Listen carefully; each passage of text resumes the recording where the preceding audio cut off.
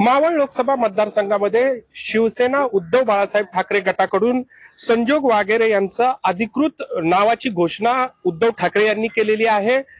गेल्या काही दिवसांपासून ते मावळ मतदारसंघामध्ये फिरत होते। आता मात्र त्यांच्या नावाची घोषणा झाल्यानंतर ते दुप्पट वेगाने त्यांच्या प्रचाराला सुरुवात झालेली आहे। घरोघरी जाऊन ते प्रचार करत आहेत। आता नेमकी त्यांची पुढची रणनीती काय आहे त्यांच्याकडूनच जाणून घेऊया।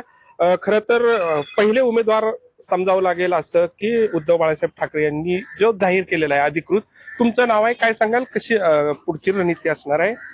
नाही, याच्यामध्ये आदरणीय उद्धव साहेबांनी जे माझ्यावरती जबाबदारी दिली ती जबाबदारी नक्कीच मी चांगल्या पद्धतीनं पार पाडेल आणि या मतदारसंघ हा शिवसेनेचा बालेकिल्ला म्हणून या मतदारसंघाला पाहिलं जातं आणि तो मतदारसंघ परत एकदा मी शिवसेना उद्धव बाळासाहेब ठाकरे या गटाला मिळेल याची खात्री मला आहे।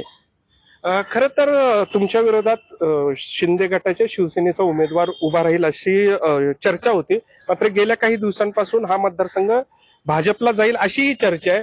जर उमेदवार कमळावर उभा राहिला तर काय तुम्हाला परिणाम होईल असं वाटतंय का, आणि त्याला टॅकल करण्यासाठी तुमची काय रणनीती असणार आहे? आता परिस्थिती आज देशामध्ये इतकी भाजपच्या विरोधात आहे आणि ती सुप्त लाट आहे।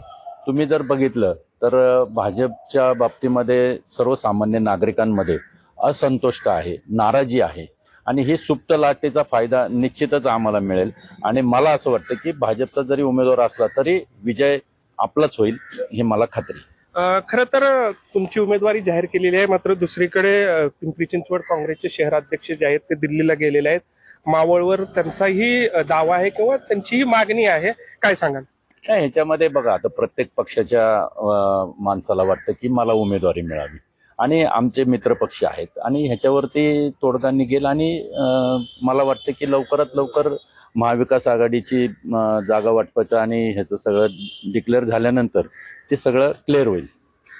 एकंदरीतच अधिकृत नावाची घोषणा झाल्यानंतर संजोग वागेरे यांनी त्यांचा प्रचार जो आहे तो दुप्पट वेगाने सुरू केलेला आहे। आता त्याला कसा प्रतिसाद मिळतो हे पाहणं महत्वाचं ठरणार आहे।